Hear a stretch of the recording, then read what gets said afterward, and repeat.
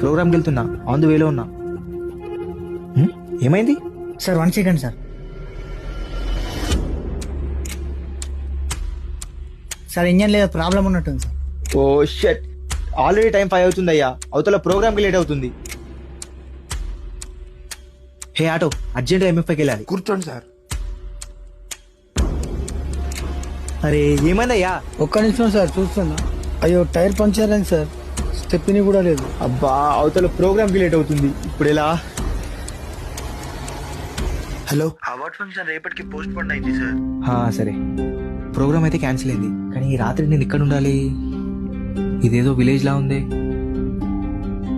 ఓ sir, ఎవరు మీరు? ఏం చెప్తారు ఈడ? నాకు కార్ పాడైంది, ఆటోలో వస్తే ఆటో కూడా పంచర్ అయింది. ఇక్కడ ఏమైనా లాడ్జులు ఉన్నాయా? ఓ సంతేనా? లాడ్జులు గట్రా ఇక్కడ ఉండవు కానీ రండి, మా మల్ల ఇంటికాడ ఉందరులే. అమ్మ వచ్చినప్పటి నుండి చూస్తున్నా, మీరు నోట్లో ఏమో అనుకుంటున్నారు.